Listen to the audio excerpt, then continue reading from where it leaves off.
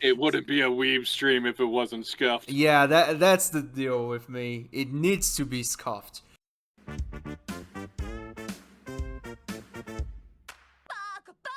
So, the idea of this show and tell, and the reason why I called Lamb here, is to talk about some recommendations for the end of the year. So, things that we can enjoy to the new year reaches us. First off, we have lists. I wanted to circle around to the start of the year that I did introductions for each of the genres in separate orders. And the first one that I want to talk about is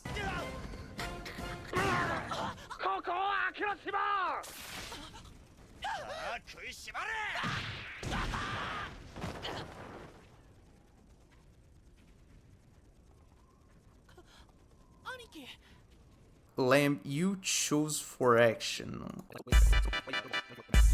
Oh my god, this is so big. That's what she said.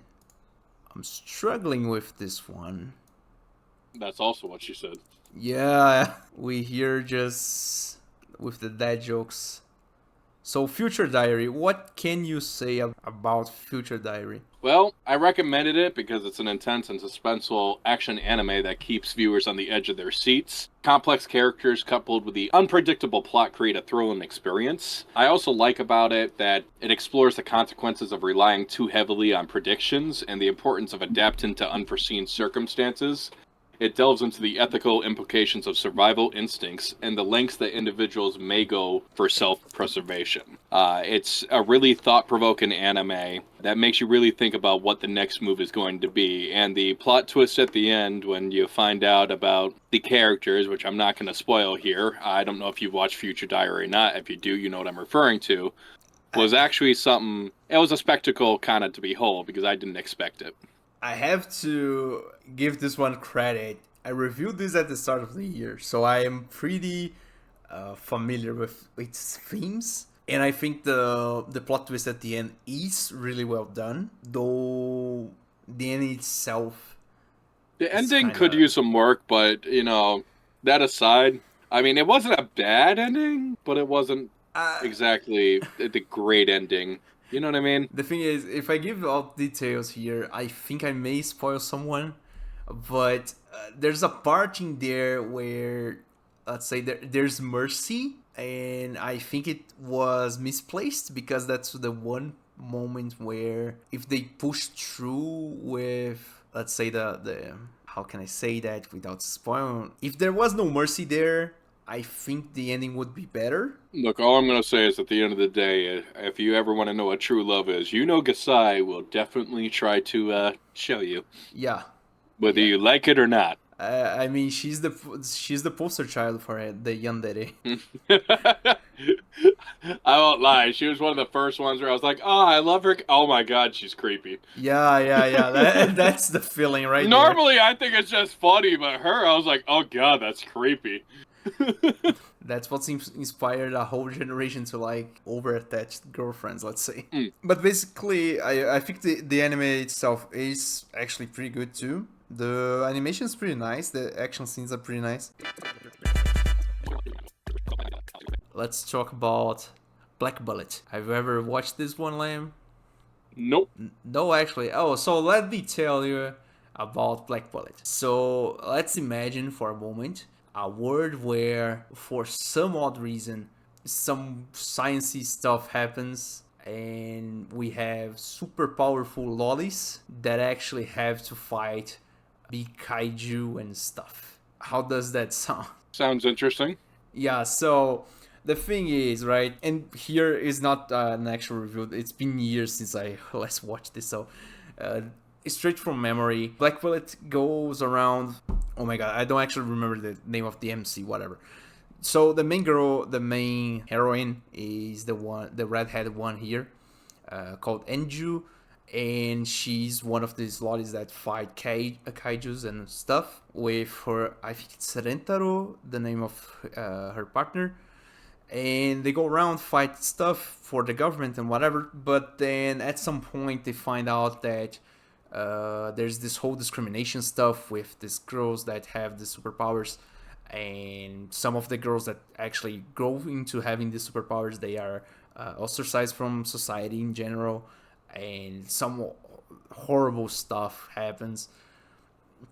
And basically, there's this whole social kind of vision around the anime, and then also we learn that actually these girls don't actually have a long lifespan due to the powers, and the whole thing just revolves around this fighting with the monsters and then inside with the humans, because there's a whole lot of politics that happen. At some point, Ritaro and Andrew find out about the conspiracy inside the government to actually create these kaijus to fight and whatever. And then the whole thing just happens so fast because it only has one season. It has 12 episodes. But that's Black Bullet. Guns, kaiju, lollies kicking kaiju on the face. So next, my favorite genre from all anime. やれやれ仕方ないまた勝負だな篠宮はい会長私がこっち座るのいや前回俺こっちだったからそんなの関係ないでしょもう二人とも争うならゲームでお願いしますねわかりました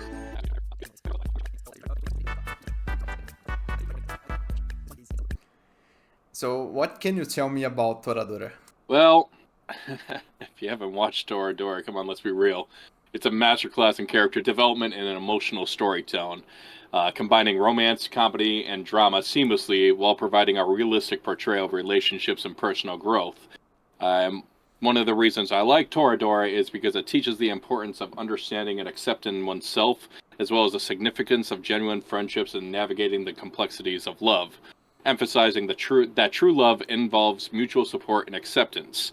Watching Toradora, you really start to get a feel for the characters. The tiger, as she's affectionately referred to, can be quite mean, especially in the beginning, but you could tell over time, even if she's being her normal self, you could tell how much she really does care for the I can't remember his name off the top of my head. Help me here. Ryuji. You can really tell how much she loves Ryuji, but she just is afraid to admit it. And it's one of the animes that it kind of has... I mean, it's, again, not the greatest anime ending in my opinion. However, the fact that the feelings end up being mutual. So, this is not a spoiler, okay? But there is a post-credit scene that basically ties the whole thing up. And it's this is true. Fucking adorable. This is true, but if you're not one of the ones who watch the post-credits, you're not going to see that. But I will say it does add in the element that, like, it shows that it is mutual. They both like each other. It's fucking adorable, man. I can't... It really is. I can't even start to actually explain how much I love this thing. Because Toradora is, for the most part, oh my god. It's... The thing is, and let's right? not get over the surrounding cast. Like, the cast around it is a great cast. It's awesome. not like they're just... It's not like they're just background characters. Like, they all have their own complex story arc that makes you want to root for each and every single one of them. And they actually have conflicts in of themselves, and the whole... I just find the whole concept funny, though. Like, oh, I'm in love with your best friend. Really? Because I'm in love with your best friends. And then the whole thing starts to unravel when they each notice that they actually like each other. And the whole thing just goes, oh, so sweet. Oh, it's awesome.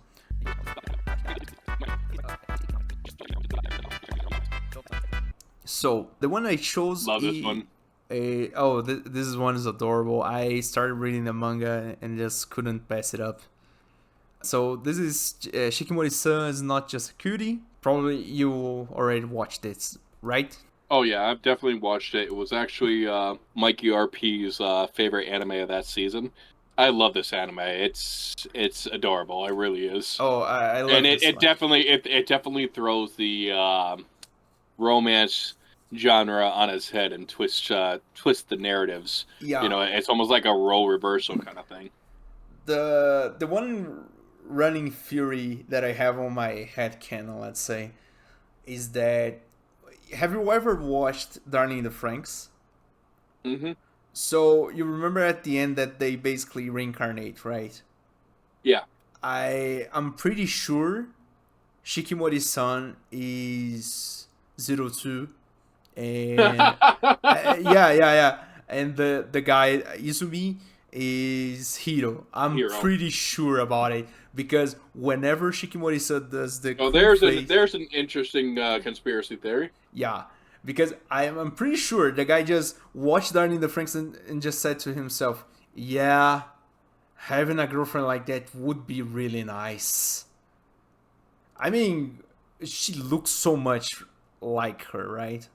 Yeah, So but at the same time, you also got to understand, Hero, um, he was able to do things on his own and didn't have to rely on 02 at I, all times. Like, yes, he relied on her, but not to the extent that what's his name does. Because what's his name can't do anything. I, Shikamori has to save him constantly. I mean, I chalk this up to the fact that Hiro took like I don't know 12 episodes to actually grow a backbone and actually do his stuff. Because at the start of the anime, he doesn't actually do anything, right? Hmm. So I would say that this is the start where Ishikimori still has to protect him, and the story goes something like that. I don't know if it will get eventually a second season, but for the manga at the very least, in the later stages, the he actually grows a backbone too. Well, I hope we get a second season because this was a really fun and cute anime to watch. And it definitely, for those guys who aren't just the luckiest of people and stuff, gives you something to look forward to and stuff. Not everything has to be uh, about an alpha or anything else like that. Not everything has to be handed to you. There could be some true love out there for no matter who you are. Yeah, just so everybody's up to speed because we are talking about a whole not another thing while talking about this. Shikimori-san isn't just a cutie. It's a romance, a one girl romance about Izumi and Shikimori-san. Izumi is the main guy that doesn't actually appear on the thumbnail that I got, and Shikimori-san is the one that appears here, and they are basically girlfriend and boyfriend. And for the most part, Izumi is, let's just say, defenseless cat for the most part of the whole story. Shikimori is basically the cool part of the whole relationship, and she saves Izumi from random stuff that happens with him and helps him a lot. This also has only 12 episodes, I think. Toradora has 25 plus the OVA. This one, I don't actually think they actually did a OVA for it. I don't actually know.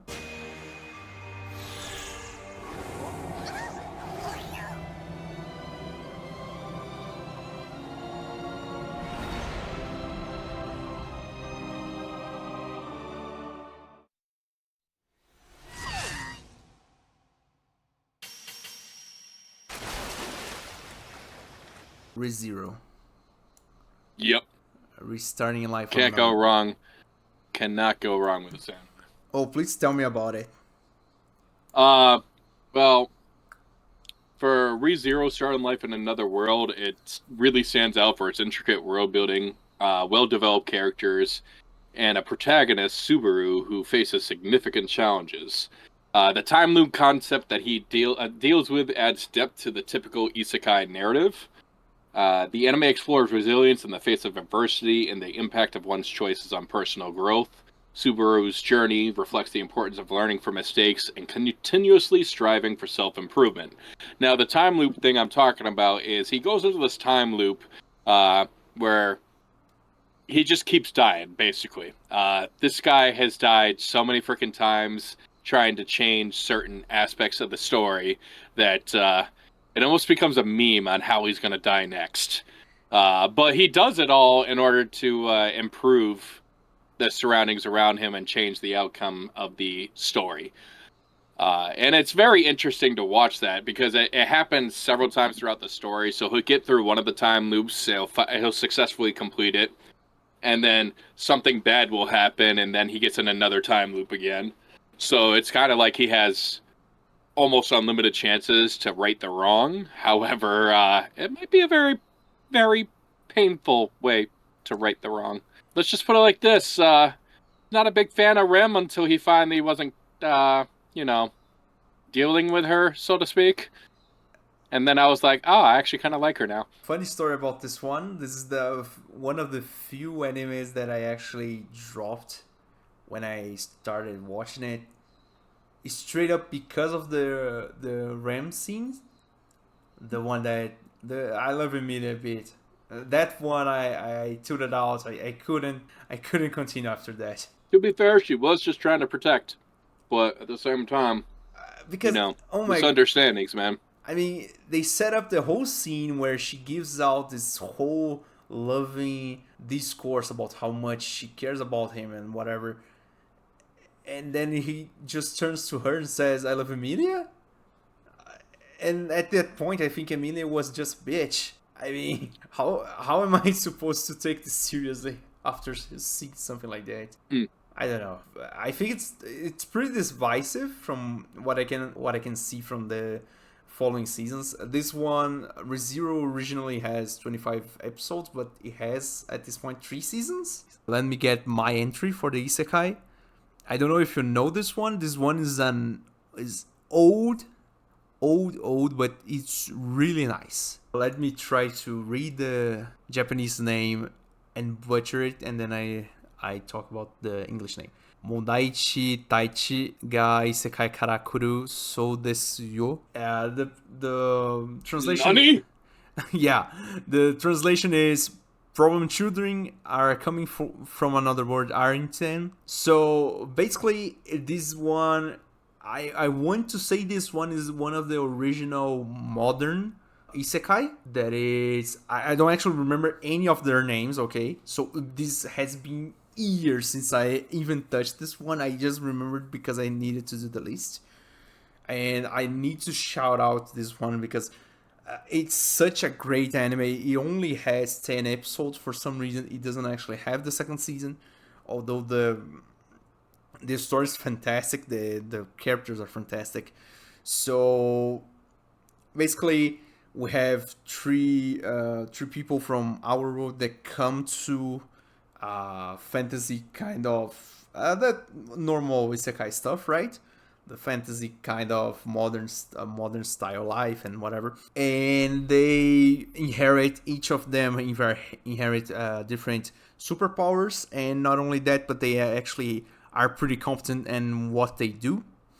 So they actually bring more, let's say, broken skills from the original world that are not necessarily superpowers, but are special skills that they use. And basically, it's a power fantasy of an isekai that doesn't actually have much trauma in the story, and just focus on the action for the most part. It's pretty nice to basically turn off the brain and just watch it. It's one of the original, as I said, one of the original modern isekai stuff. Because at this point, isekai is so overdone, let's say. This one is the original, the OG, let's say. ただいま。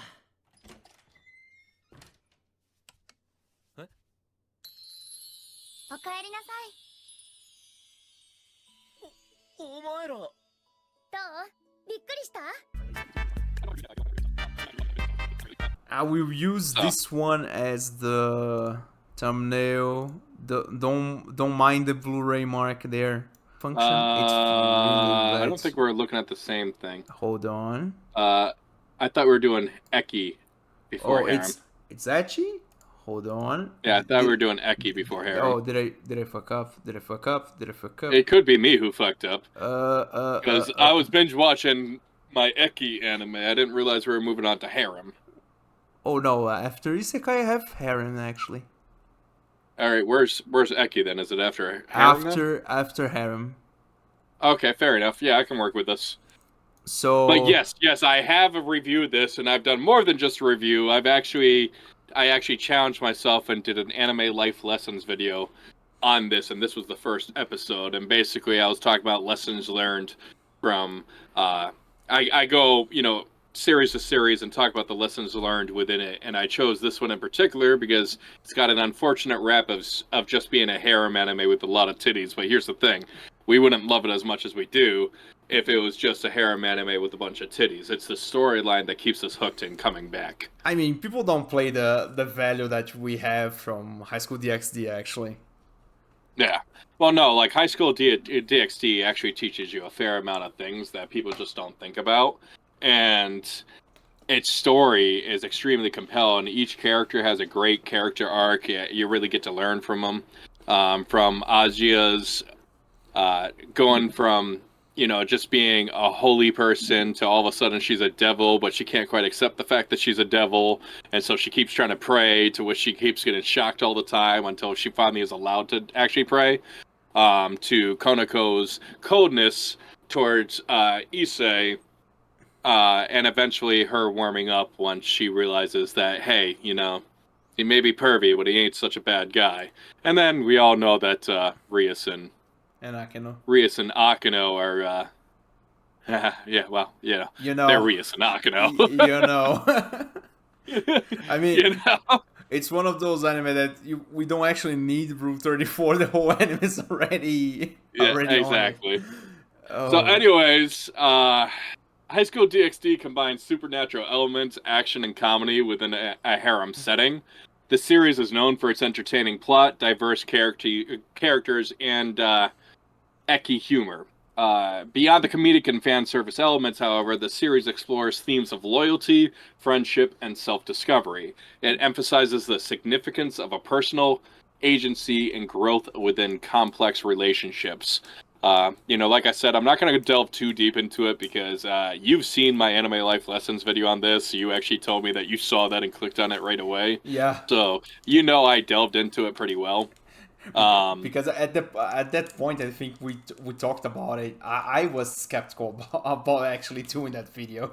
Yeah, but I think you overall liked how I did it. Wished I did a little bit better on the editing portion, but with time constraints, I did the best I could. Oh, no problem, man. The thing is, right? So, for my part, High School DxD, it's a monument. Actually, it's a monument for the harem genre in general. Right now, the first season marks the start of this evergreen harem era that we're living on. Every season we see so many harem coming out.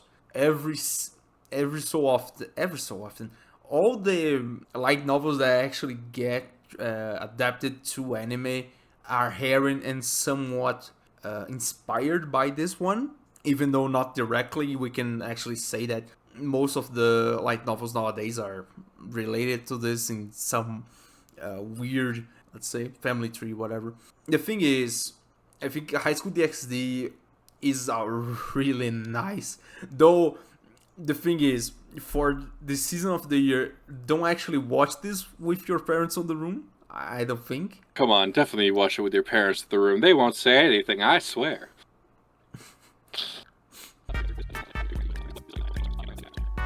Have you ever seen this one, Lam? Let me take a look. Gaksen Toshi Asterisk. Asterisk score? Yeah, that's the one. Yeah, I've seen it. So this is, I would say, pretty inconsequential. Unfortunately, it only has 2 seasons. I think it had more things to show than it could actually. I think at the end of the day, they basically greenlit the first 2 seasons and then threw it to the side.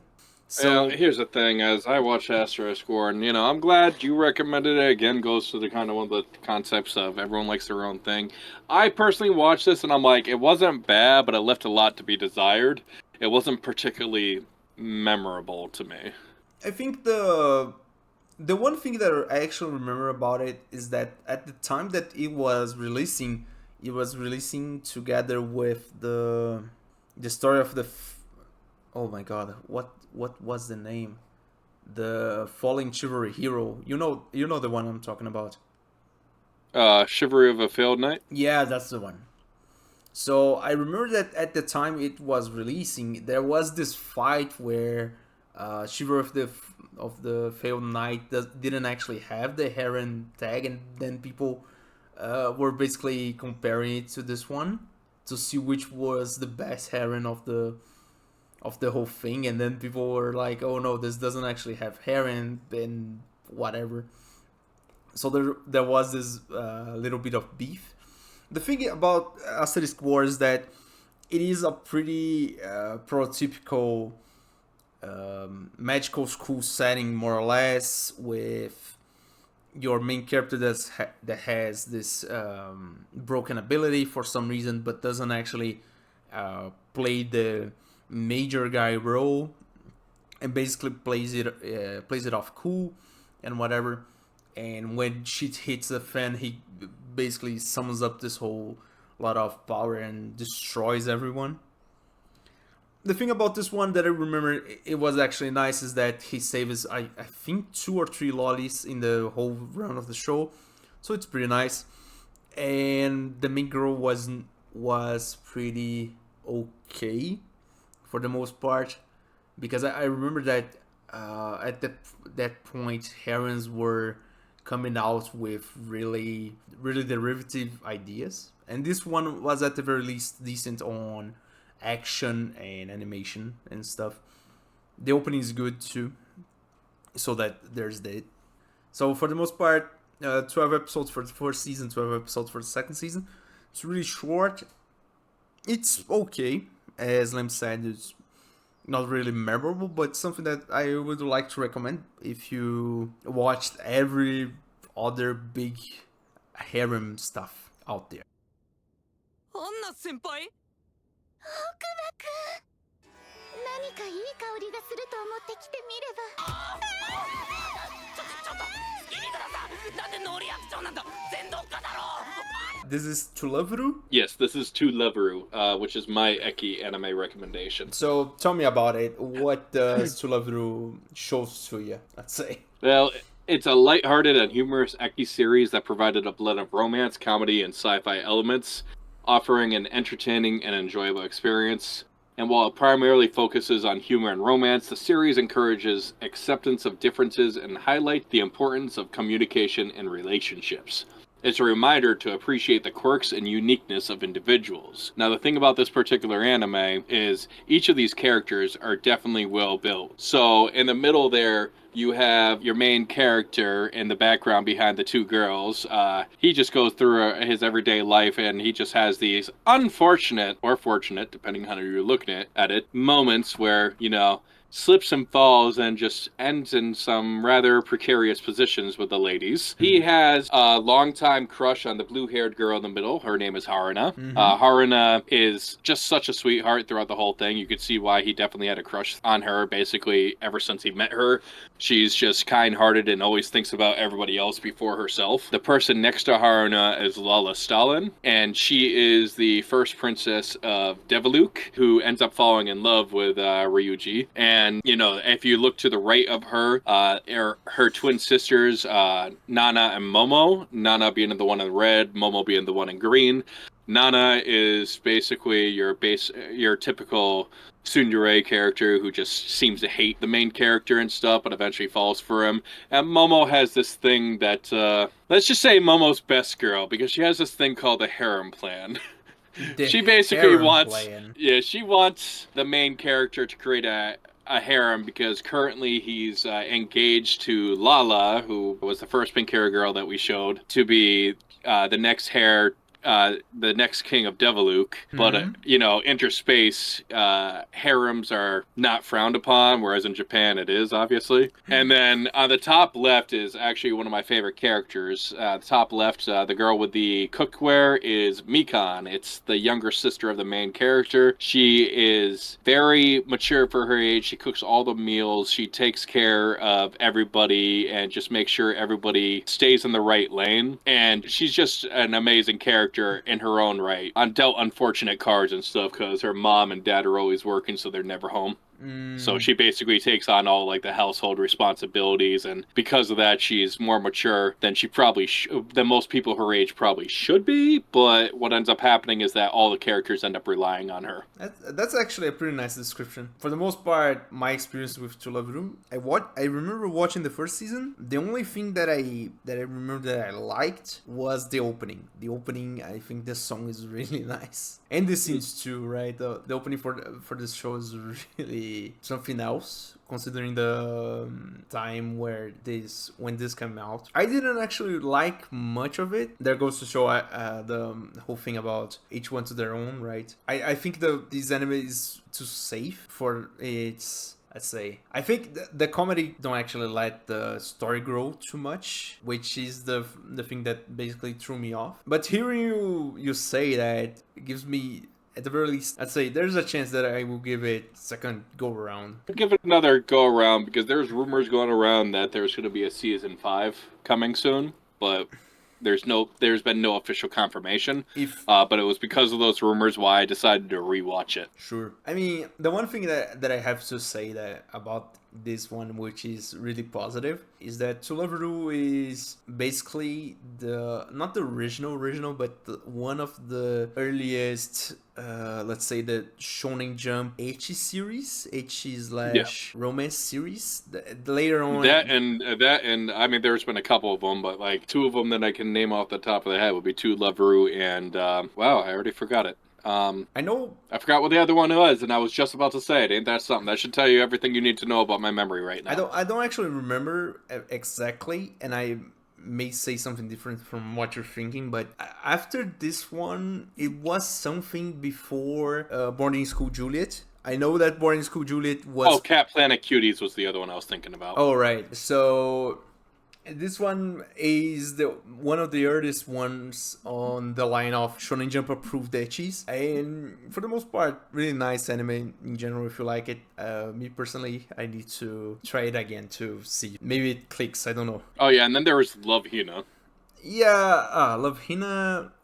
Does Love Hina actually have ecchi? I don't actually remember. Yeah, it does. It does? It's, if I remember, it's Ecchi, Slice of Life, comedy and romance, if I want to say. I remember maybe when I was really young, I watched like half an episode of Love Hina and didn't actually like it because I think at that point I didn't actually like. Well, the thing is I think I liked it because I ran across their games on the computer first, and then I went to go play it. They were like, Love Hina was one of the originators of the RPG dating game kind of things. Yeah. And I had ran across one of theirs, and then I found out, oh, it's actually an anime, so I went to go watch the anime, so I think I appreciated it more, you know what I mean? Yeah, I got it. So To Love Ru, actually a really good recommendation. I think the first season's 25 episodes, I think the later ones are 12.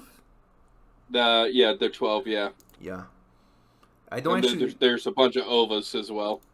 Yeah, I know, they really splurge with the extras for the DVDs.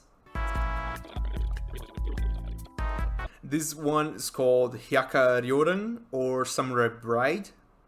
I don't actually think you watch this. This one is a really... I've tried to, but I couldn't really get into it. Oh, I love this one.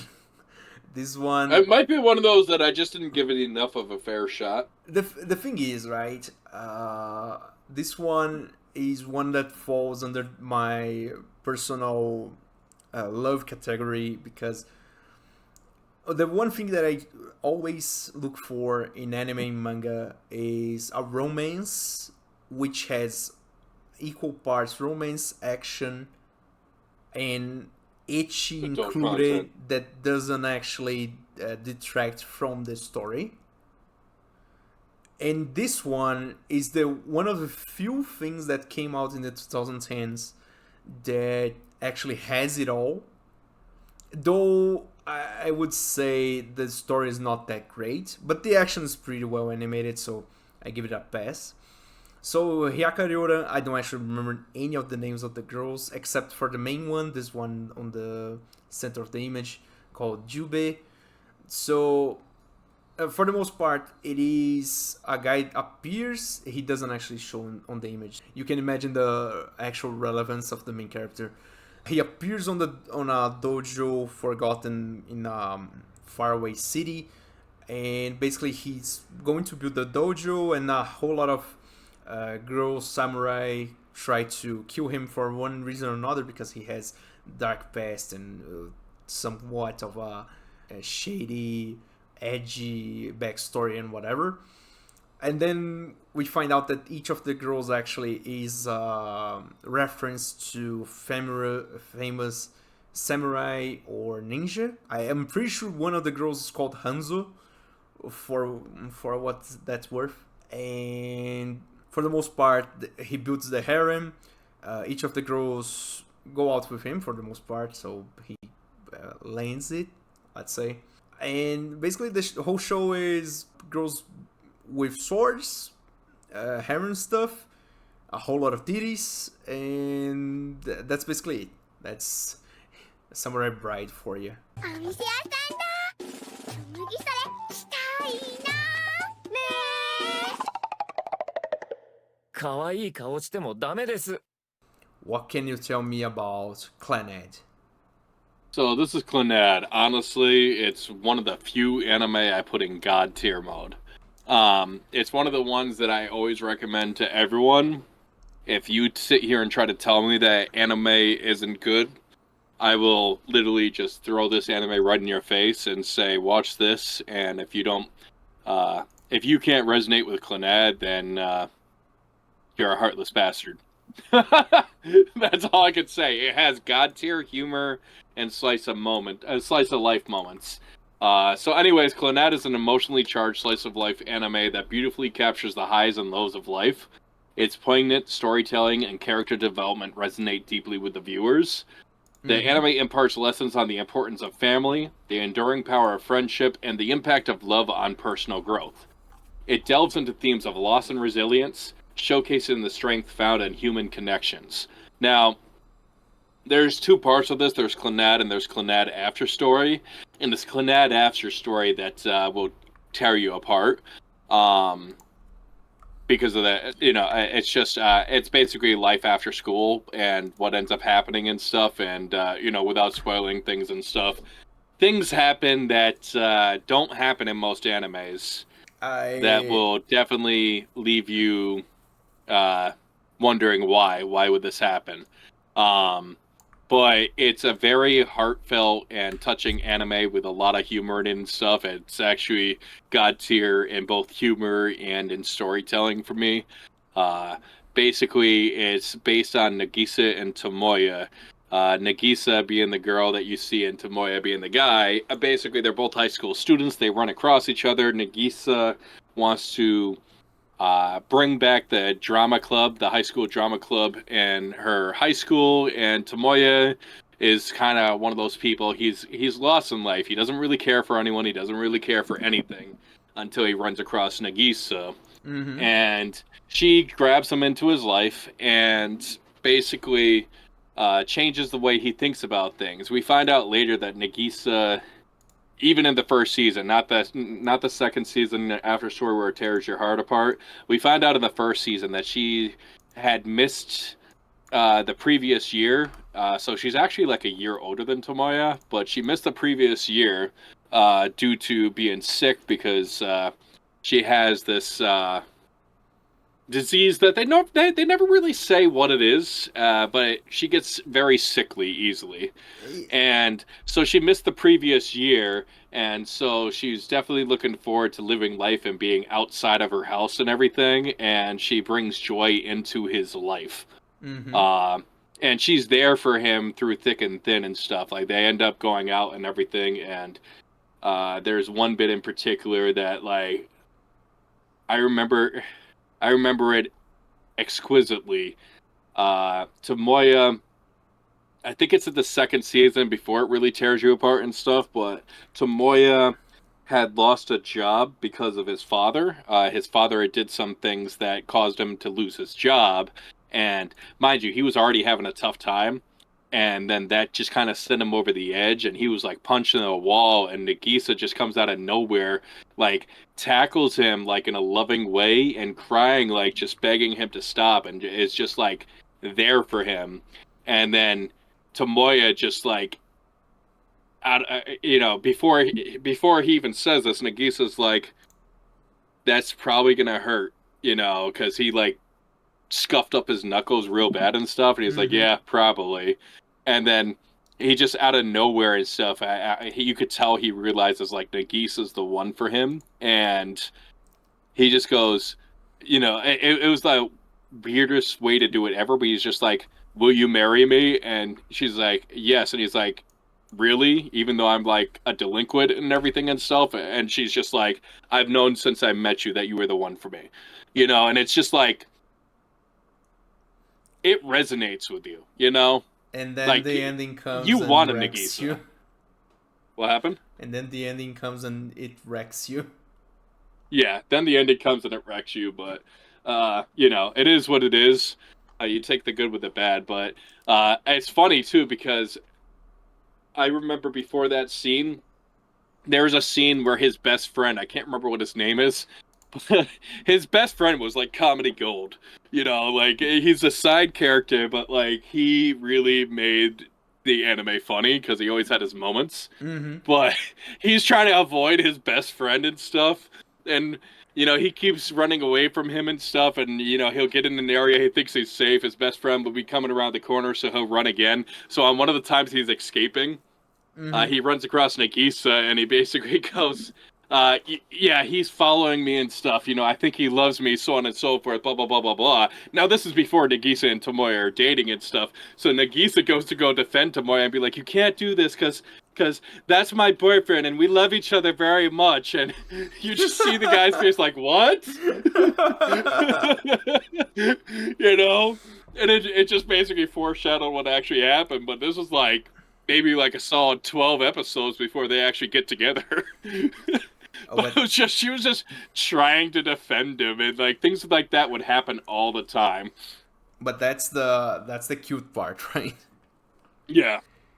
So I chose Kobayashi no Maid Dragon because it's a really comfy anime. I think you've watched it, Lamb, right? Or maybe not. Have you watched it? The Kobayashi-san? Yeah. Oh my god, I can't recommend this enough. The whole thing is just really comfortable to watch. The whole show is basically what if at some point your salary man, or in this case salary woman, Miss Kobayashi doesn't actually show up in the thumbnail, but for one reason or another she gets drunk one night, finds a dragon in the middle of the mountains because she wanders off there, and offers the dragon booze and says, "Well, if you turn up to my home, I will accept you for whatever reason." And lo and behold, the next day, Toru, the main one here on the screen, she appears, and with that, the whole anime begins as they live their normal lives, and Toru becomes Kobayashi-san's maid. And basically, the whole anime is... ah man, it's just a good time. The introduction of new characters, and then as we go on, the different things that happen, the gags, the whole thing about this anime is really something to behold. It's really comfortable, really nice to actually watch and enjoy. There is the second season, which then presents Toru's mother, and the whole shenanigan that happens in the fact that Toro isn't actually meant to be in the human world and whatever. It's really nice to see this one. It's oh man, it's so nice. No problem, no problem. So, hold on, I may be getting. Oh, did I fuck up? Hold on. Now that I see it.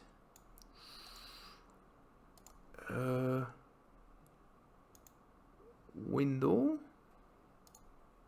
Ah, come on.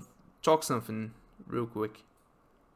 Yada yada yada yada yada yada yada. Okay, so I just botched it. I think something like 40 seconds of your audio didn't actually come on to the recording, but I think no problem. Oh, geez, tell me how you really feel. At this point, with the internet fucking up and everything, yeah. Yeah, it wouldn't be the Weeb initiative without errors. Yeah, I mean... Error 404, page not found.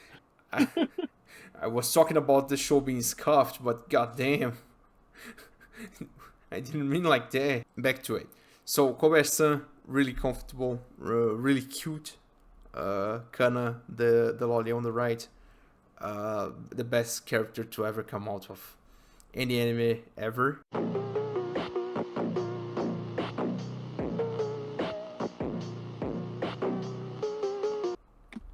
It's not exactly a horror anime, but it has horror elements in it, so I stretched just a little. It kind of shocked me that it's not added into the horror genre. I can see why. It's definitely under suspense and thriller. Sure. So, I love Erased. Anyways, Erased is a grip and mystery thriller with a unique time travel concept. The well-paced plot and compelling characters make it a captivating and emotionally charged series. The anime explores themes of redemption, sacrifice, and the consequences of inaction. It encourages viewers to confront past mistakes and take responsibility for shaping their futures. Now, the thing I love about this anime is it really does keep you on the edge of the seat. Unfortunately, it did have something, a lot of people didn't catch it right away, but just knowing how people behave, so on and so forth, I kind of knew who... well, before I say this and stuff, so the main character, he has the ability to travel back in time, usually to stop bad events from happening, but it's usually only about, like, you know, a minute or less and stuff until he gets transported back to the time he's in middle school, and he tries to save someone who had tragically died in his past, who he didn't really know at the time, but he tries to save her. When he's in this, when this is going on, so on and so forth, there is a guy who was accused of killing her, but he was not the one who did it. He was just unfortunately wrong place, wrong time. He was an older gentleman, but he was like friendly to the middle schoolers, but not in like a creepy way. He was just trying to be like a good Samaritan, be there for the kids when they need advice, kind of thing. But because of that, he got framed.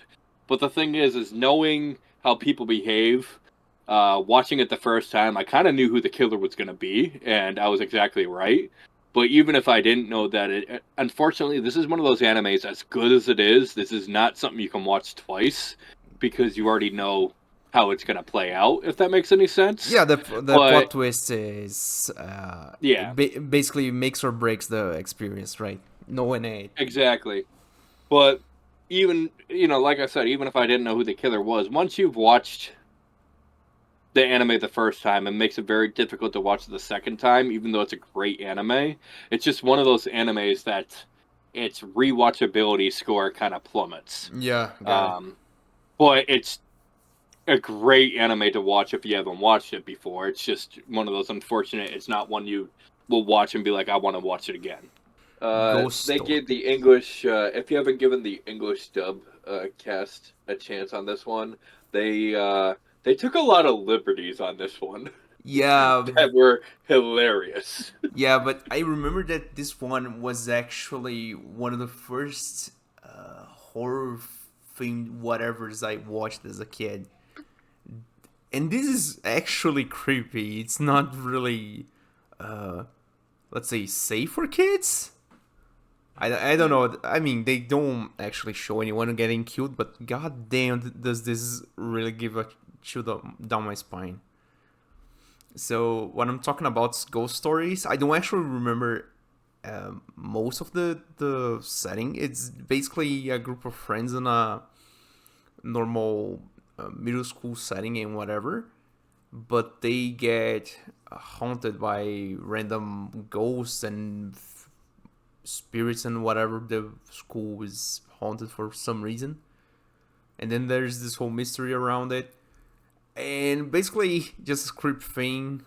As I said in back when I reviewed Hellgirl, I'm not good with horror things, so this was basically the most I could fathom for the most part. Do you have any thoughts, Lem, or anything? I just remember how much the English cast took the liberties on it and stuff because they were given permission to it, and I just thought that was funny. Yeah, A lot of things they do, they definitely took liberties, and it was definitely funny on a lot of the things they did. from what I remember that I seen recently, there's this meme. I don't know if it's the actual dub, but certain things wouldn't fly nowadays. No, I like it. This is brilliant, but I like this. And talk about Cowboy Bebop. Well, Cowboy Bebop, it's a classic that excels in the storytelling, animation, and music.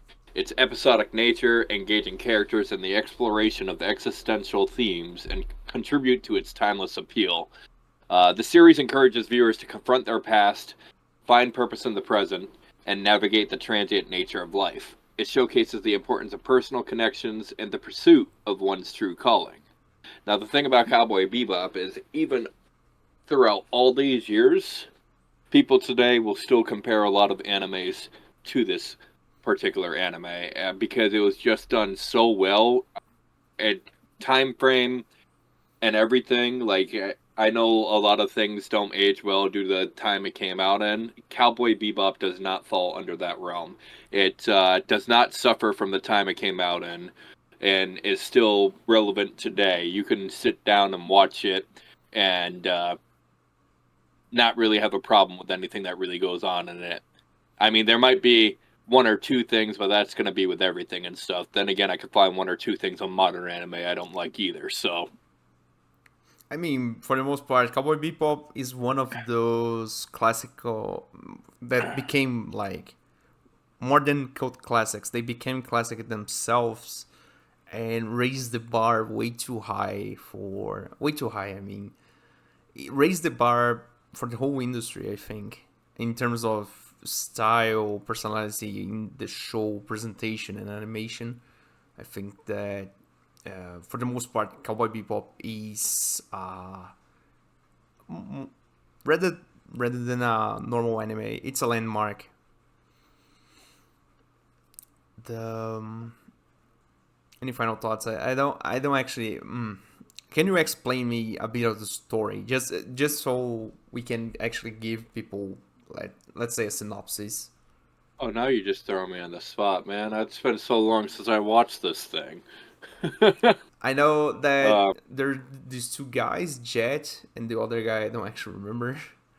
They go around in this spaceship, the Bebop, and from episode, I think episode 3, 4, they are joined by Faye Valentine, that is the girl here, and they go around doing random mercenary stuff, so fighting. Yeah, they are definitely mercenaries, and they have people coming from all different backgrounds. My personal favorite character would be Faye, mainly due to the fact that she joins them, but she is suffering from amnesia, so she doesn't know who she is or where she comes from. And a lot of the story arcs revolving her end up being quite emotional and deep as well. Really makes you think. Yeah. So basically, Cowboy Bebop, a classic. I think for the most part, if you haven't watched it, And to be watch it. fair, you could probably explain the premise better than I could and stuff. There was just it's so long and everything, and it's been a while since I seen it. It's because I was on YouTube and one of the videos I ended up watching basically explained the premise for me, so I can actually I have a cheat sheet here. So that's about it. Now for the second wild card, let me get it. So what can you tell me around about Golden Time? Well, it stands out for its mature and realistic takes on romance. It's set in a college setting, and it explores themes of identity, relationships, and the challenge of adulthood. The anime addresses the complexities of memory, identity, and the impact of past experiences on personal growth. It emphasizes the significance of living in the moment, embracing change, and finding one's true self. I personally didn't actually. I have heard about this one. I never really watched it. I was thinking about reading the manga actually. The setting is certainly something that we don't see much of anymore. The college premise and the whole setting, I think, is something that we don't actually get much. The last one that I remember that was the setting was around college. I think it was Zaki-chan Wants to Hang Out, which for itself it doesn't actually show much of it. This one I think shows a bit more about the college experience and the whole that divide between getting out of high school and into adulthood. It's certainly subversion of the normal anime trope, right? Hmm. Yeah, I think it's quite interesting actually. The just the notion of having a unique and kind of different take from the normal stuff that we see. I think it makes for an interesting view. I might give it a try too. This one is 12 episodes, 25. I don't know. I could tell you right now because I was actually going to rewatch it. It is 24 episodes. 24 episodes. Okay. Hopefully, I will get to review this one in the near future. I don't know if you know this one. This is the one gem from the 2006 era. This is for me the one anime that actually got me to, let's say, watch anime religiously. Since I rewatched it, this it, I first watched this back in 2005 when it was first launched, and for the most part, this one is the magnum opus of IG production, in my opinion. This is Blood Plus. Blood Plus is the story about a girl named Saya who, in her normal school day life, she discovers that actually she has superpowers for some reason, and they are related to, let's say, some kind of vampirism, some kind of blood related power. And in the midst of that, she discovers that actually she discovers that she has amnesia about the things that she knows.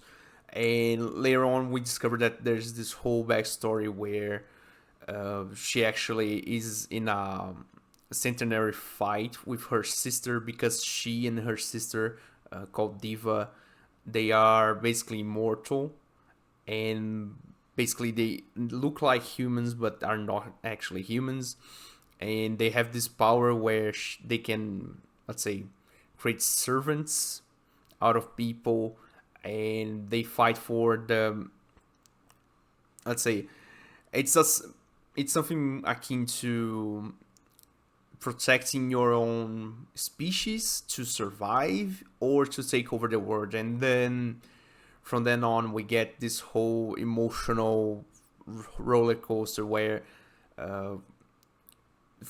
for the longest times that Saya has known herself, she has forgotten that she had these powers, because every, I think, 50 years she and her sister go into this kind of hibernation, and they basically forget their whole past lives and go on to live in another society. And this is a whole thing where at this point Saya has been raised up again as a kid in a normal Japanese family, and she has forgotten everything, and then she needs to learn how to fight, how to deal with the fact that she isn't actually blood related to her two brothers, and the whole thing just spirals out of control. I can't really explain this here in a brief form, but a Blood Plus, it's just a trip, man. It's really, really nice. The animation, the whole thing, it's really good. For the most part, I think this is the one anime that I can say that they actually did the dubs right. So much so that the studio back then did a whole extra work around lip syncing to each of the languages they did on. So for Spanish, for English, and for even Portuguese, and I think German, they actually redid the lip sync of the whole anime for the dub, for each dub. Not only that, but the music work is also tremendous on this one. All the openings, I think, are really nice, really good. This one has 4 seasons, so I think it came out in the middle of 2005 and went into the middle of 2006.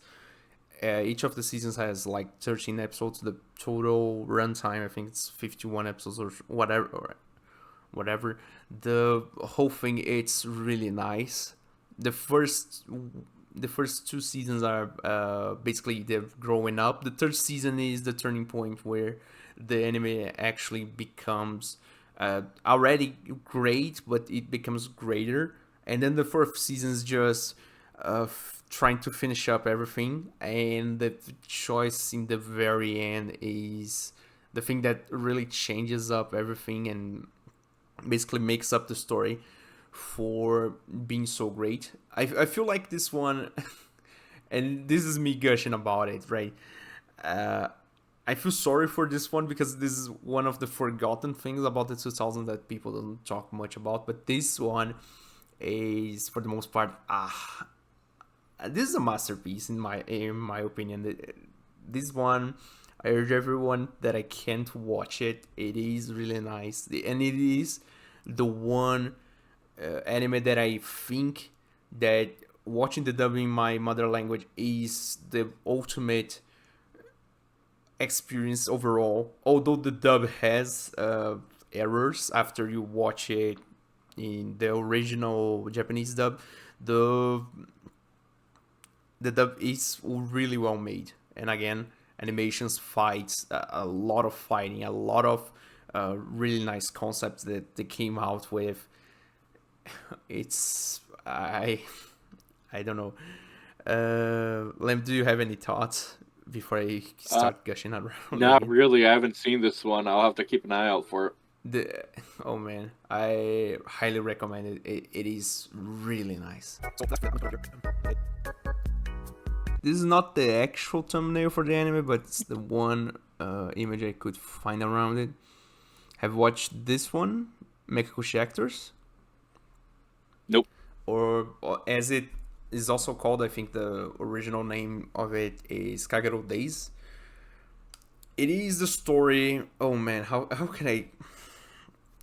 The thing is, this is the one. As we were talking about Erased, right? This is an anime that after you watch it once, the rewatch factor goes down really badly, because there's a plot twist by the end that really turns around the whole story, and once you know it, it's basically not great. Once you know it, there's no surprise by the end. There's no reason for you to rewatch it. But basically, right, Mecha Actors originally adapted from the manga Kagero Days. It's about a guy that for some reason has an AI on his phone slash computer, that he's a loner, and for some reason he has this random dreams about a girl, and the girl keeps urging him to look out for a group and live his life. Although the guy is basically a NEET, so he doesn't actually go outside and do stuff. The one time that he actually goes out and actually tries to do something with his life, he is basically taken hostage in a terrorist attack, and for one reason or another there's a group of resistance that comes out and saves him. And when he actually gets involved with this group, he gets to know them and build this whole thing where he not only gets out of his need status, but he joins the resistance as someone who knows about technology and has his AI to actually help him and whatever. The thing that I'm talking about here is really, and I need to do it because, again, I don't want to spoil to everyone what this is about, but the thing is, there's a lot of development throughout the series. I think it's 12 episodes. There's a lot of development around the characters and the whole thing, where once the cat's out of the bag, the twists happen, the whole thing just clicks. The development of everyone, the reason why things happen and whatever, they become really explainable after the twist. But for the most part, I would urge the people to watch the anime, not only for the amazing story, but also because this one is made by the same studio that did the Monogatari series back in 2010. This one is basically an aesthetic presentation. It is one of those anime that you cannot take your eyes out of the screen, otherwise you lose some kind of story beat, a reference to something, or some kind of scene transition that actually has something to do with the scene itself. They present dialogue in really interesting ways that are not only shots around the characters, but in some cases showing parts of the word moving about according to the dialogue, or doing something with visual effects, changing colors or changing environments, whatever. It's really a conceptual visual art piece. It's really artsy in that sense. The the guys who made this are really, let's say, they're really don't want you to just think this is a normal anime. This really goes deep when it comes to the visual presentation. Aside from that, and the thing that one day I will review this, but I need time to develop this. This one has one of the best musical scores of all time in anime for me. The whole musical score is composed by one guy that is for the most part an indie artist. They basically contract him to compose everything, and he went nuts with choosing whoever would perform each song.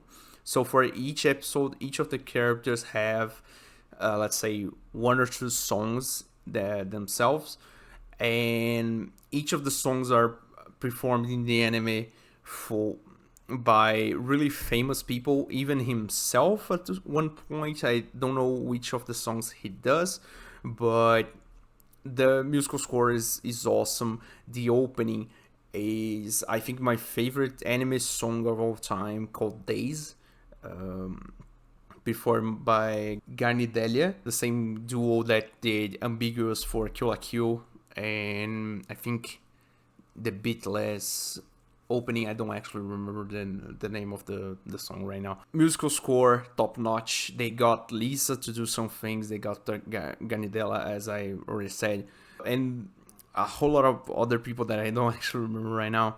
Not only that, but after the production of the anime, the composer himself, Jim, he released a whole CD around the same songs, but they are all done by Vocaloid, and it's my favorite Vocaloid is Ia. This is already going on a tangent right here, but this one is an example of production value that comes out in anime, and it is let's say it is a single thing. This one, it starts and ends in itself. It has only one season, and it's a art piece in that. Let's start wrapping this up. So, All right. For 2024, I hope we keep up to everything. I hope we blow up already, get 1 million subs each. We started making money That would be already. nice. That would definitely be nice. Let's see how things go. But again, Lam, thank you for your time. Thank you for coming here and doing this cuffed video with me. So basically, just shoo away. How can people reach you? If you want to find our socials, you can actually just visit our website, www.animeneax.com. It has all of our socials. Also on our website, you can find all of our anime reviews, podcast, and as well as our merch store, where we create custom merch that is exclusive to our store, as well as sell officially licensed anime figures. Yeah, so keep those links on the description for the video. Also, for people that are new to me, I think my socials are also in the description. You can reach me through Twitter or X. I call it Twitter. X is such a bad name for the most part. Not only that, but podcasts every other week. I do anime reviews or other random stuff like this thing. Sometimes streaming on Twitch. I hope that I can actually go back to streaming Cyberpunk. And outside from that, join the Discord of each of us. And I hope you guys stick around for next time. Bye. Say bye to the listeners, Lam. Oh, if you want me to. Yeah. Have a good one. Peace out. Yeah. Adios. I'd say konnichiwa, but that means hello. So everyone, have a good one. Happy holidays and everything. Bye.